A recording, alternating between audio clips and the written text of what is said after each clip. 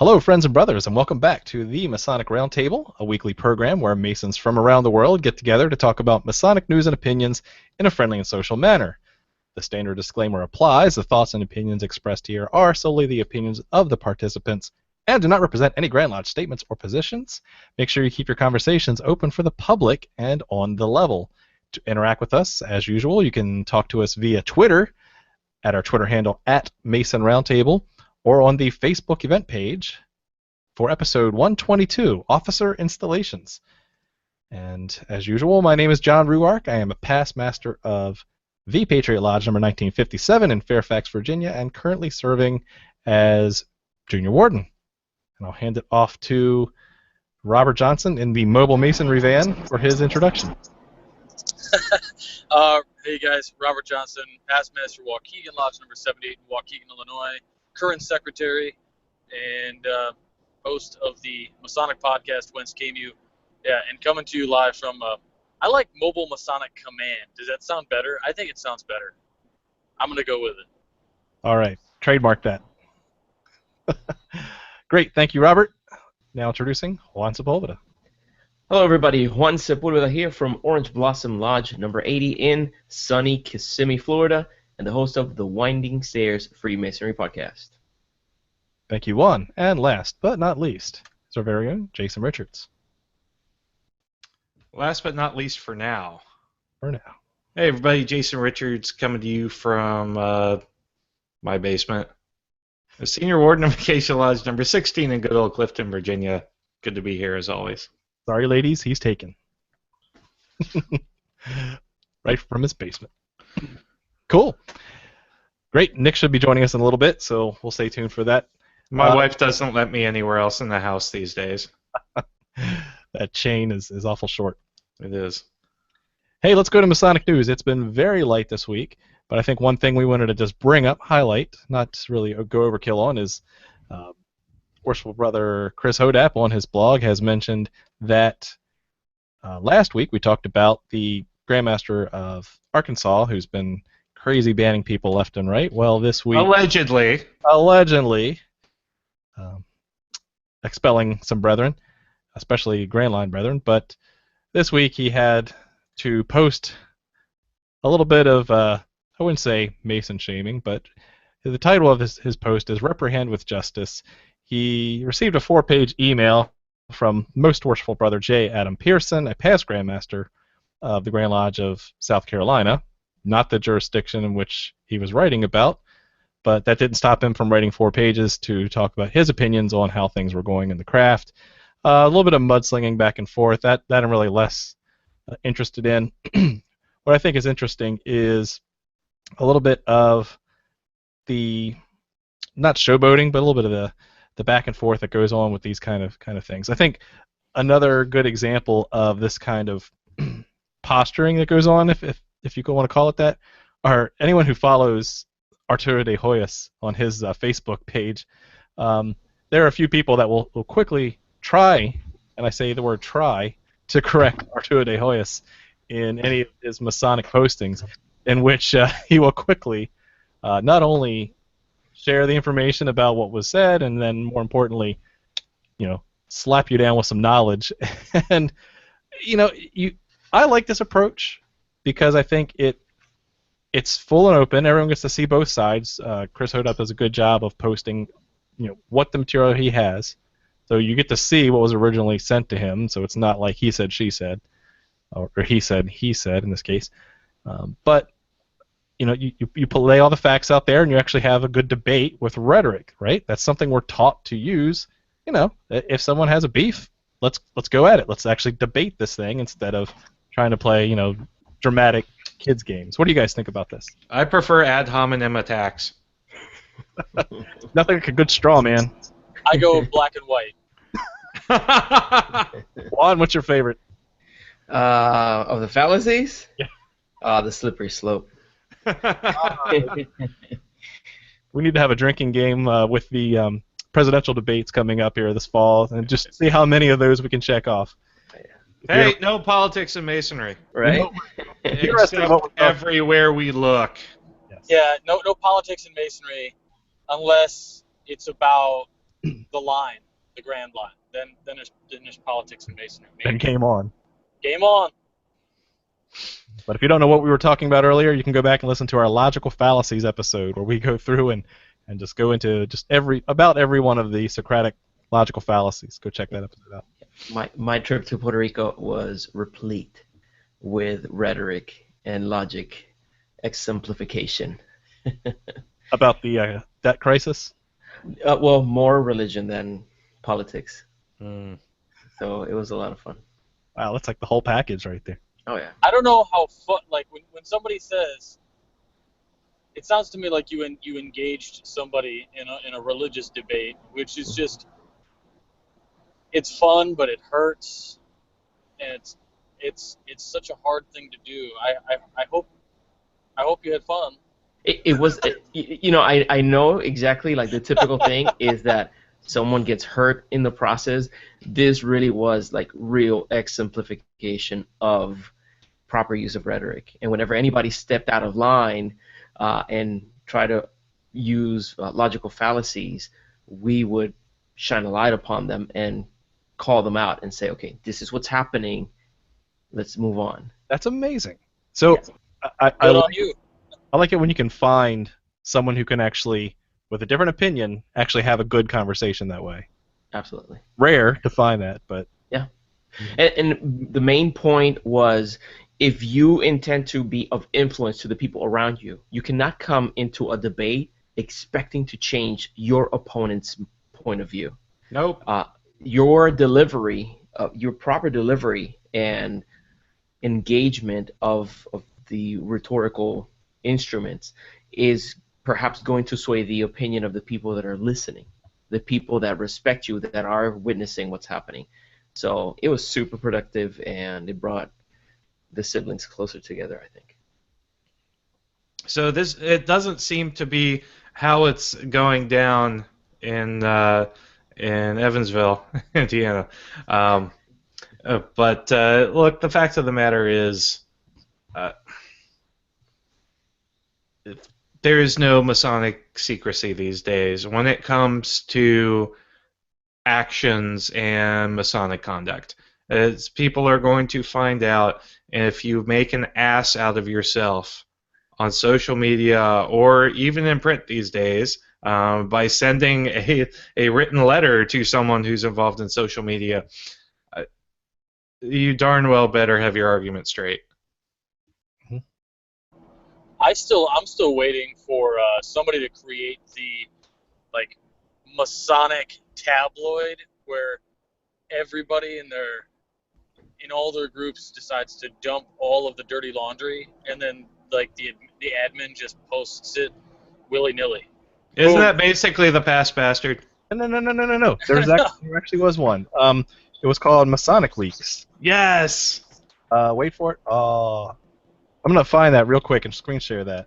I want that to come back. It was a real thing, and it looks like the domain has expired, and yeah, so it used to be a thing. It's no longer a thing, but it should be a thing. The fact of the matter remains, there is no reason for non-transparency, double negative. In today's society with the internet. All right, so bring back Masonic Leaks. Nick, welcome. I didn't say that. According to Jason Richards, leak all the things. Nick, welcome to the show. Oh, Nick Johnson, past master, Corinthian Lodge, and number 67, Big Time Farmington. Great. So, starting to wrap up the topic of the point before you came in. We talked about the past Grand Master of South Carolina, talking with HODAP. But my question to you is, do we have an MMQOT this week? I can make one up if you want me to. Do it. I do have one, actually. You probably could pull a great one out of the top of your head. Well, actually, I do have one. So, all right. That's not where he usually pulls things. I had to censor. No, usually it's a different extremity. But Out of your foot. all right. That's exactly where it is.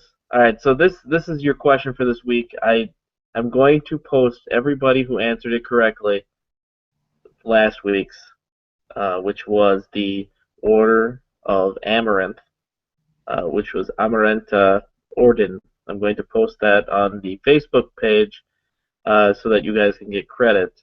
I've been traveling for work, so I haven't really been up on it, and so I've been a very bad boy. But your question, which king is mentioned in the Regis manuscript, and what country was he the first monarch of? That's pretty much the question. I know it's an easy one. So if you would like to send that to masonicmonday@gmail.com, don't forget to include your name, your lodge name, and its number, if it has one. I get it, Massachusetts. You don't have numbers. Thank you. Hashtag. And the hashtag. Ooh, I don't even have one. Throw one out. On Tuesday. Deadpool rocks. Yes, there we go. Deadpool rocks, or on Tuesday. Back to you, John. I say we almost missed it. Great. Okay, let's hop right into this week's topic. We've been late on some things today. So, officer installations. What are they? How do they operate? And then for this conversation, what's different jurisdictionally? So, for those who are unaware of what an officer installation is, the best thing I can explain it as to non-Masons is it's kind of like when the President of the United States gets elected, but then he has his inauguration. That there's this gap of time between the election and the actual inauguration wherein they actually become from president-elect to president. Same thing happens Masonically, according to the democratic process that we have, and we elect our leadership, and then we actually have a separate ceremony to install them in their proper offices and chairs. Is that a good summary? Is there anything I missed in that summary? The lame duck period is often much shorter in Masonic elections and installations than perhaps the presidential race. And why is that, Jason? Because in my case, should I be elected to Worshipful Master pending the will and pleasure of all of my brethren, I will be elected on December 1st and installed on December 3rd. That is if they think I'm good enough or stupid enough to sign up for that position. Well, that's actually kind of an interesting thing because, you know, in Masonry, and kind of going to your original point, if a president isn't inaugurated, like if, let's say, the oath was delivered incorrectly or something like that, he's still the president. The Supreme Court's already ruled on that. You know, if you screw up the oath, you're still going to be president. But if there's any kind of weird screw-ups in the installation, you know, let's say the installation gets put off, and then somebody dies, right? That office isn't going to be filled by the next guy moving up, you know, unless it's like an appointed position. And so, you know, we take installations a lot more seriously than even our elections in American politics. And I just, yeah, it's kind of funny that way, you know. It's like, you know, if you're not installed, you're not installed. You know, it's kind of crazy, but. That's like in Virginia, you can't be designated a past master until your successor has been elected and installed. So, you know, if you go for more than one term, like you're not past master, you're still worshipful master. Yeah, RJ. That's weird, because in Illinois, the second you're installed, you're considered a past master. And you haven't done anything. Yeah, If you haven't done anything. You have nothing to be grumpy about yet. Nope. Maybe that was in your case because they just wanted you out of office quickly. I wouldn't doubt it. Meetings that went until 10:30 at night.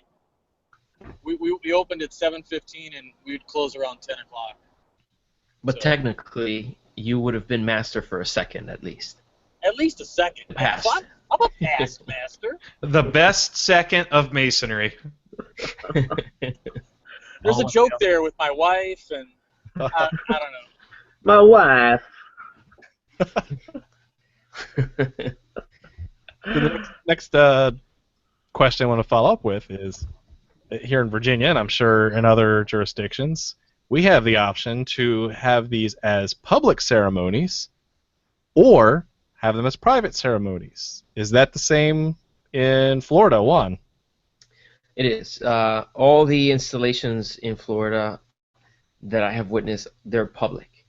So friends and family are invited to the installations. So non-Masons. And non-Masons, yeah. It's the door is not closed even. It's open to anybody and everybody. And we often tell people this is an opportunity for us to share with the outside world what happens inside, given that the ceremony of the installation has so many similarities with the rituals that we perform, like the opening and the closing and that sort of stuff. It gives people an idea of what to expect if they were to join. So there's a lot of pressure there for the people, for the marshal to be on point, and whomever is delivering charges for them to commit them to memory. Not just that, but to be able to deliver them in an impressionable way. So I can imagine that would be tremendous pressure. That's a good point. When you do anything publicly, Masonically, that's really when you got to bring your A game. Mm-hmm. Nick? That's why my installing officer is Don McAndrews. Winning. Yes, most installations in Minnesota are in fact open, and exactly as Juan mentioned, it really is an opportunity to give the public. But and oftentimes what's really kind of, and I don't know if it's disheartening or just the way in which we live in this world, but most of the time the only people that show up to the installation that I've seen are the family members of the officers being installed, and that's it. Like even a lot of the brothers won't show up to the installation of the officers of the lodge, and and I've seen that in so many different lodges, and I don't know if it's that way in other jurisdictions, but you'd think that in an open installation and pretty much inviting the public and free food, there'd be more guys that show up to installations, but at least what I've discovered is it's very, very rare That people attend? that people outside of essentially the family members of the guys being installed, a couple of brothers, but not very often, installing officers, and that's about it. Well, I don't know. Yeah. Here So- it's a big deal. Like, Oh, yeah? Here in Florida it's a full house. Every installation I've ever been to, they have to bring chairs, and there's like standing room only. So I'm surprised that that's how it is. Like you would imagine that people would be very, I don't know, very proud and want to show their family and. I think maybe just dudes have an aversion to wood paneling in the Midwest, which is every lodge. What's interesting is I've seen it both ways, Juan, where like I basically really, really pushed for our installation. For the year I went into the East, and I had standing room only. So there was like probably about 100 people at the install in the lodge. But again, going back to what Nick said, I'm really trying to think about how many of those people were Masons. I mean, there was probably 10 guys that were prospective members. There were members from the local Chamber of Commerce. Like, I just kind of invited everybody. And, but then, I mean, just recently I went to an install. I was the installing secretary just recently, and they only had 5 of the 12 people to install were present, and there were there was 2 Masons on the sidelines and like 5 members of the family. So I mean I've been to stated meetings where there were more Masons present in total than an install where anybody could come, and it's so bizarre.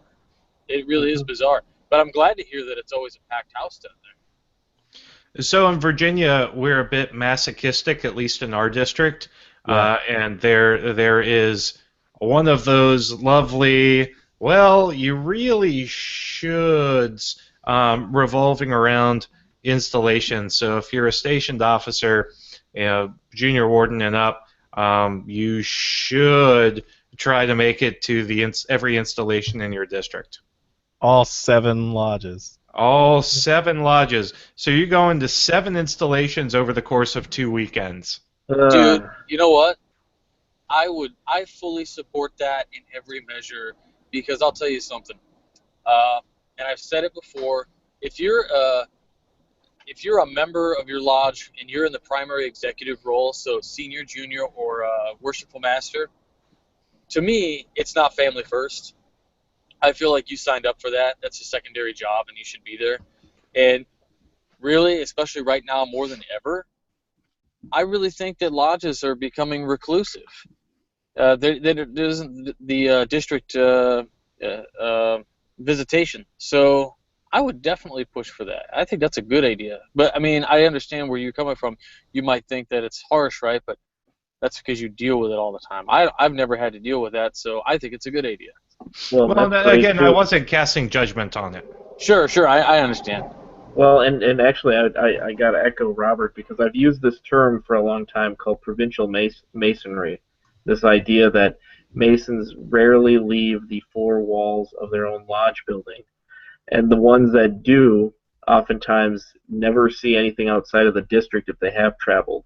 And then there's those rare ones that have gotten out of their district into whatever you'd call it, their area or whatever. But, you know, it gets smaller and smaller, the circle in which people are seeing things. So that's a great thing that Virginia says, hey, you are expected in some respects to, you know, look at all the different lodges out there and meet those brothers and, you know, put your hand out and shake those hands, because that's something that we just, you know, I don't know if it's just a problem in maybe Minnesota, but I've seen it in a lot of different places that it's kind of just a very, this is my lodge, I don't need to go outside of it, this is my place, my house, and I don't want to go anywhere else.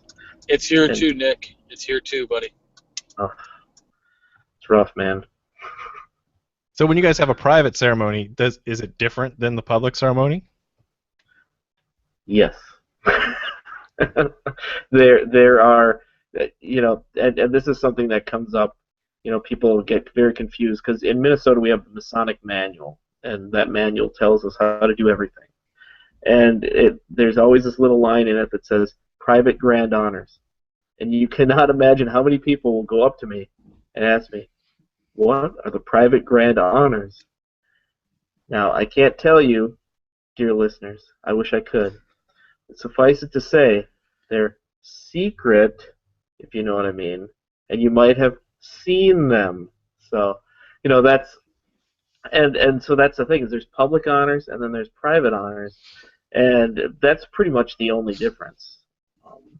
But most lodges here, but one I can think of, have open installations, so it's rarely used. So it's almost a footnote at this point what a private honor or any kind of closed installation even looks like at this point. If I'm remembering correctly, in Virginia, I think the closed installation is perhaps even a little bit shorter than the open one. I just can't remember. I've only seen it closed once, and I've been to upwards of 10 to 15 officer installations at least, and they've all been open except for one. In Illinois, it's interesting. I've never seen a closed installation, but I've read the closed installation manual because I was getting familiar with it. I gave my lodge an ultimatum that if the ladies' room toilet didn't get fixed, we would hold a closed installation. So it got fixed. But the closed installation was super short, and it was like none of the pomp and circumstance really that we do for an open install, and very like almost just like it echoed our election almost. It was almost just like the election, but instead of you're elected, you're installed. It's kind of weird. Cool. So if we have public things now, public events that anybody can go to, it should be cool to live stream it, right? Yes, Oh yeah? You think so? absolutely. For those of you watching, again, pending will and pleasure of the brethren, I kind of have to add that caveat before I say anything about my installation. December 3rd, 10 o'clock in the morning Eastern Time, I will be live streaming my installation. Nice. Anybody, That's awesome. anybody who wants to come down to Washington, D.C. area for it, let me know. I'd be happy to have you down for it in person, but John Ruark will be in charge of all of the live streaming duties. If the tech fails, it's my fault. Yes. It's so funny. When I was junior warden, I recorded it. Now this is 2008, so low tech. Everything's low tech. Like a big camcorder? It was pretty freaking close. And so I had this camcorder, and I tried to put it on YouTube. It might still be on there. I don't know. You can't really tell what's going on there.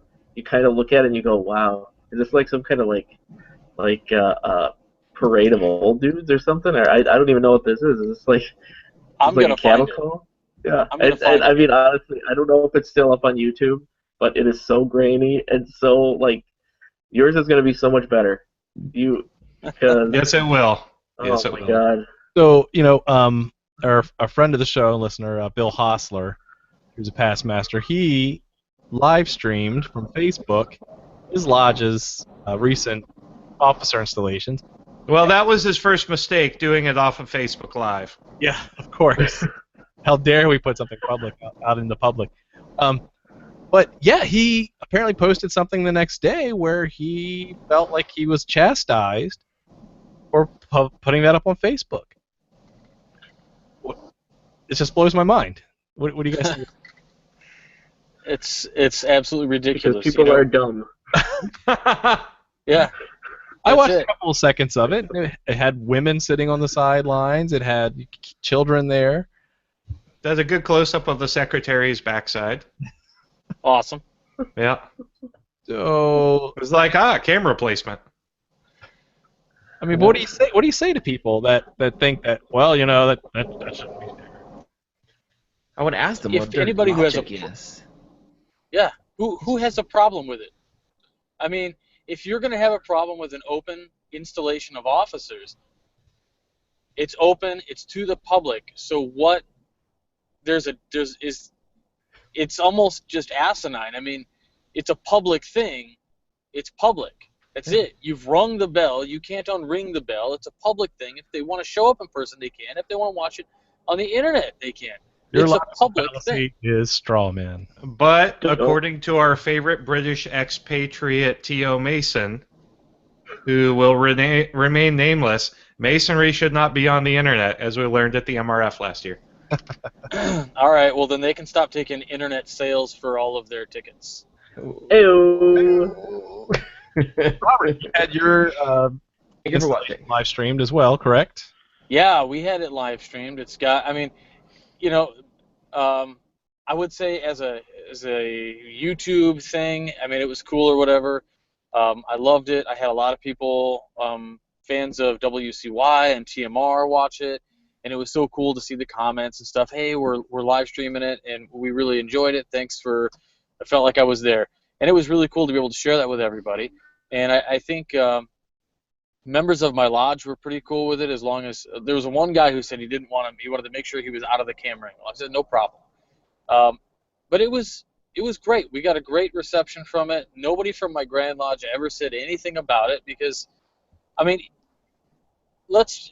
Illinois is really progressive anyway, but I don't think they would have a problem with it. But even if they did, I think that attitude, they know that if it's a public thing, it's a public thing. our Grand Lodge just put together a YouTube video or a YouTube. I mean, it's okay, but they're really trying to push members to give their Masonic stories and put it up on Facebook, and they're going to rip those off of Facebook and throw them up on the YouTube channel. So I don't know, man. I think just it's fine to do these things. We've had about 3,500 hits, I think, maybe 2,500 hits on that open install. So it's not like the most popular video or anything, but I think it maybe gives people a little bit of an insight what goes on. Well, and again, it goes down to provincial masonry. It's these guys that they either have made up a rule in their mind, or they try to apply their own jurisdiction's rule onto somebody else. Because I'm sure there's some jurisdiction somewhere that doesn't allow, video presentations for whatever reason. But that's jurisdictional at best. So you're right. I mean, the bell has been rung, and you can't go back, and it's okay. I mean, it's a great PR. I mean, think about it. How many people go, "Oh, that's really cool"? I have a buddy who's in the Grange, and the Grange, for a long time has just kind of become a service organization. Well, he's brought it back to being more of, he added the ritual back to it, right? Well, I don't know anything about the Grange, but he posted the video online, and I watched them do an installation. At first, I thought I was watching some kind of weird Depeche Mode video, because these guys are like crossing and stuff like that. But it was awesome, and I learned something about it. I learned about the Grange, and I actually, because I have a petition addiction, almost petition. But it was a really cool video, and I learned a lot, and I read about them, and I thought they were like a really neat organization because of that installation video. So I don't see any problem with it. Oh, it's also cool that there's so much ritual in the Masonic installation that's a couple words removed from something we would consider to be secret. So you're really getting a great view by attending an open installation as to like what really goes on in Masonic ceremonies. Plus, like, I don't think we're going to ever get to the point where we live stream Masonic funerals, which are the other open ceremonies that Masonry has. When I die, please live stream my Masonic funeral. Done. You heard it here first. I'll do it. I'll do it. That's my dying wish. So you guys can let me down one last time. That's the tontine right here. This is the pact. Every one of us has a public funeral live streamed. You can't do anything about it now. I've committed you all. Yes, and the last person living has to do the streaming. So, please let me, John. Yes. In Virginia, at least, getting back to installations and less so about death. In Virginia, at least, we have a precedent for live streaming installations that are open, and that precedent was set by a member of the Grand Lodge Committee on Information Technology. So if anyone gives me heartburn about it, I'm totally going right to that guy. He's actually a big fan of the show. So he's like our one Virginia fan outside of Donnie Dillon. It's awesome. And RJ, when you send me yours, I will post up to episode 122 on theMasonicRoundtable.com your YouTube video of your installation, because already, as we speak, Nick has shared, and I've since posted, all of 4 of Nick's installation videos. You can go check those out right now at theMasonicRoundtable.com for episode 122. That's awesome. Oh, God. Did you find it, Nick? Oh, yeah. I did. And let me tell you, it's the carpet's not there anymore, so that kind of bums me out a little bit. But it's kind of weird when you look at old videos of yourself and you're like, man, I was skinnier. You with 10 pounds added from the camera. Back when I was young. Back when I was young without children. Now I'm looking for the comments. I'm kind of bummed out. I was waiting for somebody. So you had 634 views. Let's see if that gets up just a notch over the next week. 636, and Nick checked it twice. Pretty much. I was like, dang, that hair was fantastic then. I gotta work on that. Oh, so then the last thing I think it's worth mentioning is the timing, because I've seen a lot of it blow up recently on Facebook of some officers being installed recently in the past week or so, which helped spark the topic for this week. But here in Virginia, we do our elections and installations in December. We've talked with Worshipful Paul Chamberlain in Pennsylvania, and they have to do theirs like right around St. John's Day. He's gonna kill me because I can't remember if it's right before, during, or after. But they can, they have to do it right around that time period. We can choose when to do it, but it has to be in December, so that way the Masonic year starts after the new year. That's Here so in Florida weird. is the 27th It is of 27th? December. Mhm. Elections. And then Okay. installations start happening shortly thereafter. And they run all the way, sometimes all the way till February. Wow. Yeah. Robert? So, That's so bizarre. We have them anytime we want to. It depends on when the charter was for us. So, Huh. like for us, we elect in October, and so we've got 30 days. I'm sorry, we elect in November, and then we have 30 days to install. So we install usually in October. No, in November. Sorry, I'm all backwards. But point being, it's all over the place.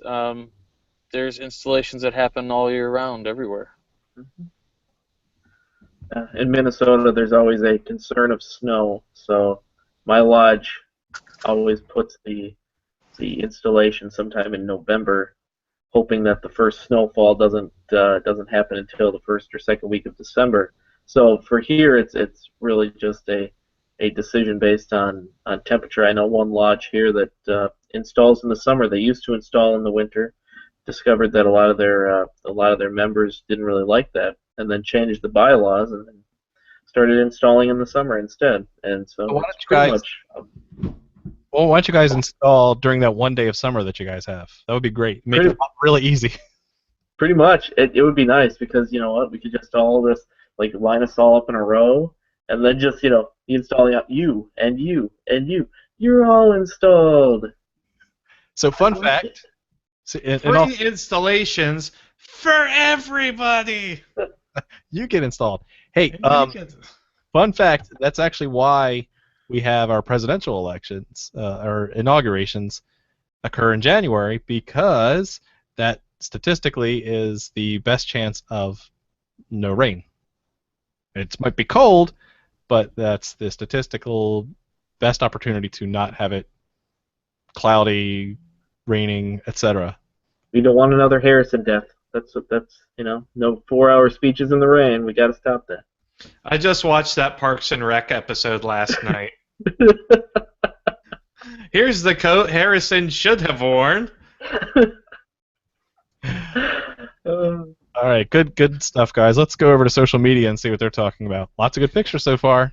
Lots of great pictures, but I'm going to start actually with with Brother Andre Belvo, and he asked a really interesting question that I know we've all kind of weighed in on, but it warrants asking. So while we can have open installations with profane present, should we? What do you think, Well- Juan?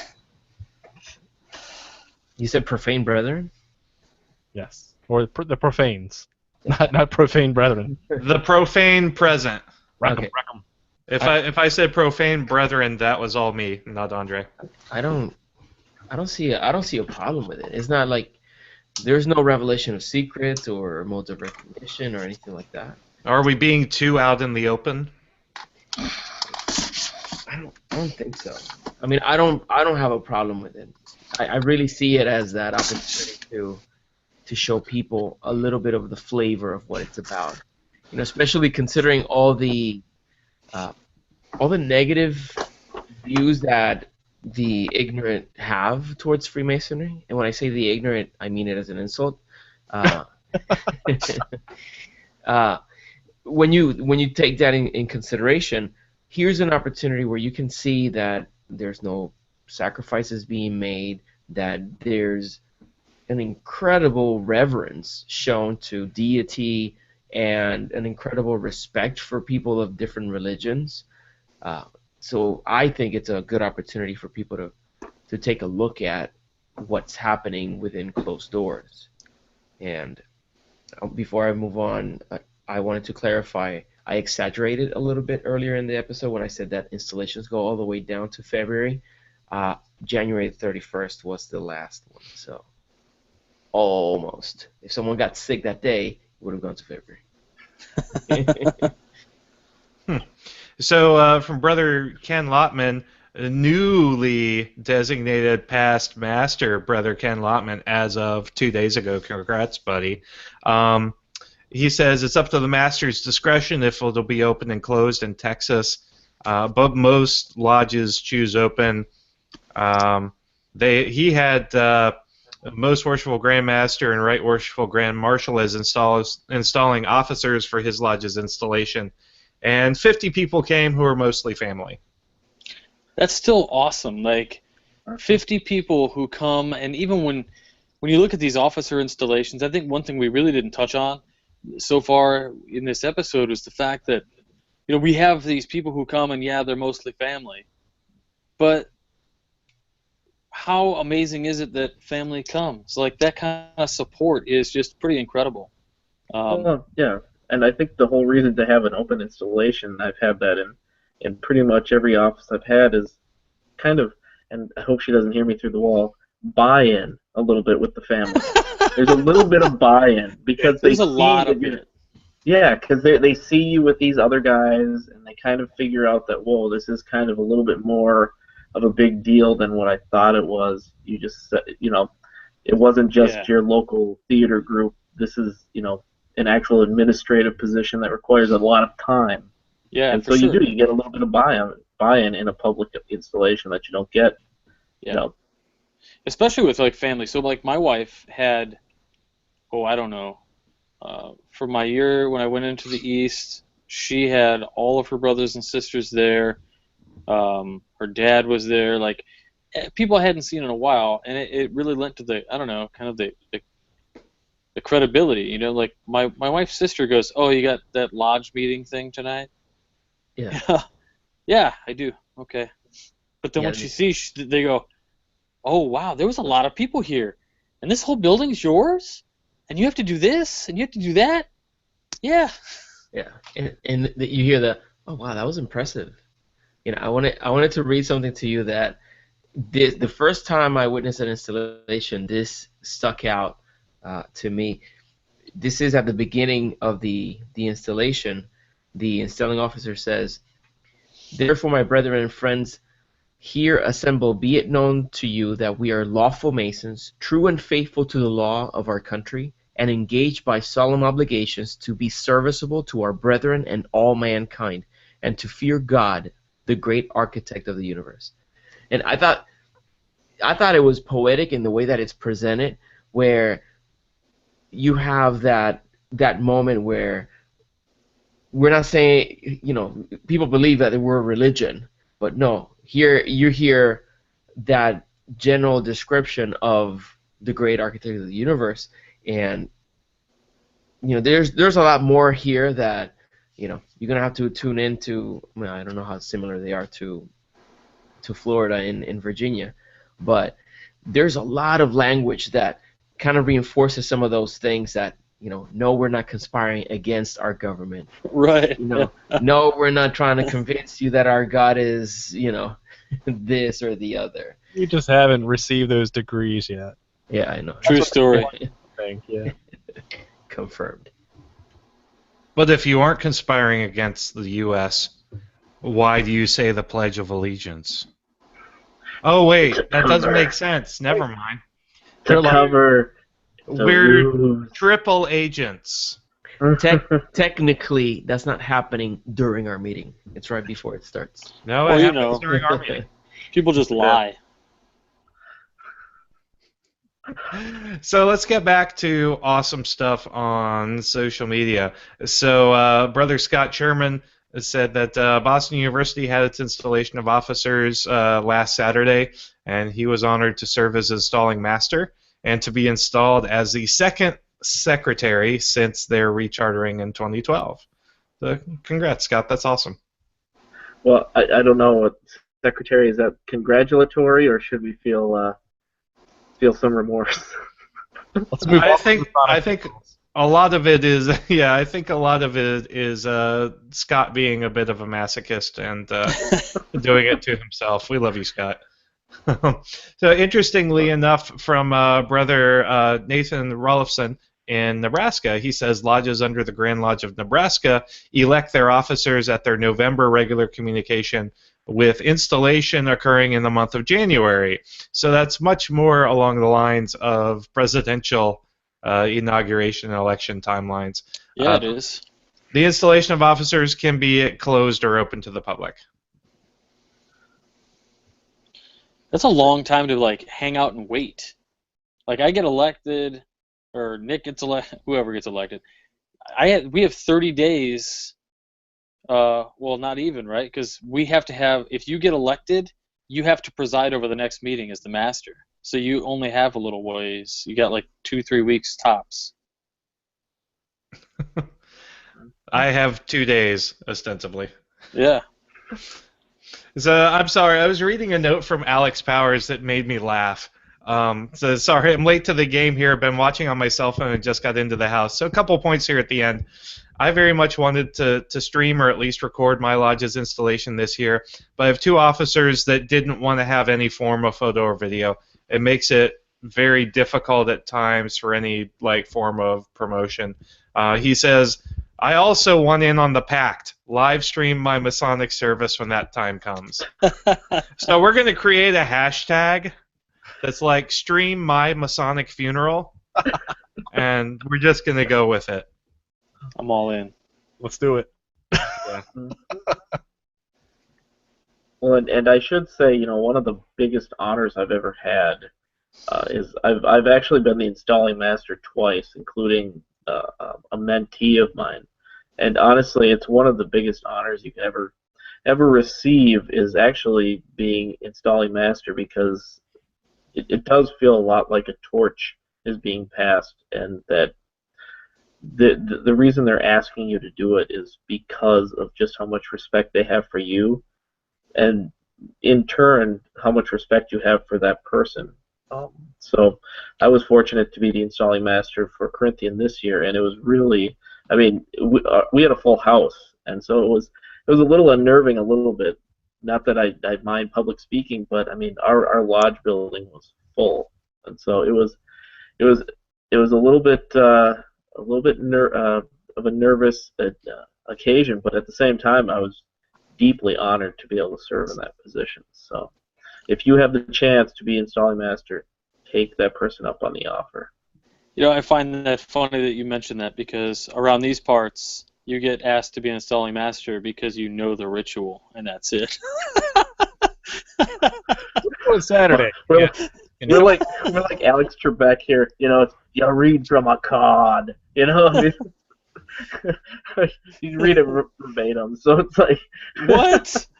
Yeah, it's a program. You just read it right out of the program. You don't have memorized it. What? Yeah. We have to do a whole set of ritual that's memorized, and then there's like a charge to the lodge that's memorized, and the Paul Revere charge has to be given by memorization. Dude, it's Paul crazy. Revere charge? What? Yeah, we give the Paul Revere charge, and the guy has to come off the dais, and he walks around the lodge, and he says to the public, and he gives them a charge, and he says to the brothers, and he gives them a charge, to the brothers of this lodge, to the masters, or to the officers, and then to the master. And dude, it just blows up. Everybody gets that's like a freaking festive board. Oh man. Yeah. Call out the 7 toasts of masonry. Honestly, I didn't realize that you guys didn't. So the Paul Revere charge is really sweet, and what they do is it pumps the whole crowd, man. That's pretty amazing. It's the last thing we do. Man, I Do didn't we even. have a secretary make a proclamation? Once, twice, thrice. Hey, Robert, is that in your live stream? It absolutely is in the live stream. I will. Send me that link. Here's what I'll do. I will actually annotate it so that you guys can skip right to it. All right. Sweet. Nice. Look at that, RJ. He's such a nice guy, no matter what anyone else says about him. I love you guys so much. I love you too, man. Hashtag no homo. That was on Masonic. Oh. Anyway, that's we've got some great discussions going on with social media. So I recommend you all online check those out. We've got great photos. Brethren have sent in some photos of their installations to include Brother Walsh, Brother Beliveau, and Brother Cash Earhart from Williamsburg Lodge number 6. I've had the pleasure of visiting that lodge with him. And go check that out and keep the discussion going. And then go to theMasonicRoundtable.com, take a look at episode 122, Officer Installations, and you can watch the installations of 2 of our hosts. John didn't live stream his. Womp womp. Loser. Yes. Yep. But I do want to add that Stream My Masonic Funeral is trending right now, so that's good. Awesome. So awesome. All right, hold on. I have to tell you, it looks like we live streamed 2 of our installs, and I lied. We only have 572 views. And then we have, so 2013, 2014 had 356 views, and I had 10 thumbs up and 1 thumbs down. Oh. So your grandmother essentially like refreshed YouTube about 300 times then. Yeah. Yeah. All right, gents, it's that time of night. Let's start wrapping it up. Let's start with Juan to take us home. Final thoughts and shameless plugs. Okay. Thank you for waiting. If you have an opportunity, brothers, yeah, go to an installation. If there's one coming up soon or in the winter, think about it as an opportunity, like I said, to get those people who have been asking you, who are curious about what Freemasonry is about. They can get a little insight look if it's open to the public, and they'll be exposed to it. And like Robert said, when people quickly say, "Oh, so you're going to that strange meeting, or you have that thing going on again," and have no clue what it's about, here they can be a little bit impressed because when delivered correctly, it can leave an impression on people. So as always, I'm glad to be back after some absence, and thank you, brothers, for continuing to support the Winding Stairs and the Masonic Roundtable and all the different efforts that brothers put. There's an invisible amount of work that nobody understands, and I commend all the brothers that take from their precious time to make Freemasonry what they expected it to be in the first place. And finally, for the brothers that have been hearing about Applied Freemasonry, the mentorship experience, we have opened the doors again for the new group of brothers to come through, and seats are filling up. It has been one of the coolest things I've ever done in Masonry, where we are putting the teachings of Masonry to work in our lives with practical advice. Every week getting together and helping one another really stick to our plan of really becoming a better man and a Mason. So if you want to learn more about it, go to thewindingstairs.com/mentorship, and I'd love to hear your opinion about it. So send me a message about it. Thank you, brothers. Thank you, Juan. Nick. Yes, so let me bring up a picture of one of my favorite installations just because it looks hilarious. There it is, screen share. Wow, I gotta learn how to use this thing, right? Good thing Anyway. we've been doing it for 2 years. Oh my god. Yeah, I'll figure this out. All right, here we go. 120 more So, episodes, and you'll be yeah. there. So that's me as That's Nick. illustrious. Nick is presiding over an OES chapter, just in case you. Yeah, exactly. Oh yes, my favorite body of all. Um, but it was a huge gavel. But yeah, it's kind of interesting that we do installations in so many of our Masonic bodies, and I think it's just because we view the officers' positions as uh, an ultimate goal for anybody to join this fraternity. There's both challenges to that. The concept of officer, um, if you're not in the line, you're, you know, there's a certain culture out there that thinks that if you're not trying to become past master, at some point you're just not doing it right. And so a lot of guys get left out in the cold. So that's kind of but at the same time, I absolutely understand why we focus so much on the officers. It's just this idea of um, working in a progressive line to try and get things done. And so, installations are a great way to celebrate that um, concept. It also allows the lodge to see its new leadership and to not necessarily critique it, but at least be able to see them. And it also allows buy-in in a large amount, especially with families, because anybody who's served in an officer's position knows you are spending hours of your time on essentially a volunteer organization that you'll never get paid for. And so, you need that family involvement. So I'm absolutely okay with the idea of open installations, of getting families in to see these men that you hang out with, essentially letting them see who your friends are. And so, yeah, installations are a great way to really get that connection, that closeness, because we really are supposed to be a family, especially within a lodge. So yeah, I absolutely think you should visit any officer's installation that's going on, especially the public ones. Even if you are a profane, I would call first, just so they don't go, "Who's that weird dude?" But yeah, definitely check one out. So I have a blog, millennialfreemason.com. I'll get to it. Don't worry, guys. I love you all. Thank you. I'm waiting with bated breath. Robert, final thoughts. Final thoughts. I love open installations. I love the installation of officers. I like the idea of the buy-in, as Nick was talking about. I think for me and countless other Masons, it offers something very special. That's a proud moment to the officers, and it offers us a rare chance, um, a very rare chance, to show the world what you're so proud of as you are in a role in the lodge. If you're one of the officers, it's extra special. Um, it offers you that chance to look out at the audience and to your friends and your family, and it gives you this feeling like, hey, now you know what this is and what it means to us.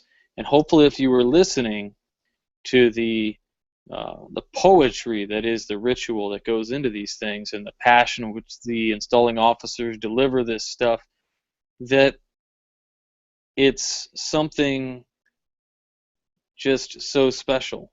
Um, it's indescribable. Just the amount of pride you feel as an officer at your open install. Even if there's 5 people, if there's one person there, it doesn't really matter. It's just that installation is a really powerful experience, and I think if you don't attend them, if you've never been installed as an officer, go to an installation and watch and be proud. And hopefully one day you hop in line and you're part of an installation and you can really feel even more what that pride is like as you go through. But thanks for watching the show. Thanks for putting up with me being mobile. I'm glad Juan's back this week. It was awesome to see him. I haven't seen him in a little while. I'm glad his trip was awesome. And thanks to everybody watching. This was awesome. Great episode. We thought it was going to be shorter, and it turned out to have a lot of great information. So thanks so much. Thank you, Robert. Jason. I guess I should unmute my mic then. Hey, so installations. In some ways, they're necessary evil. If you go to a lot of them, um, in a lot of ways, they are a really, really great way to give outsiders a glimpse into what goes on in this fraternity.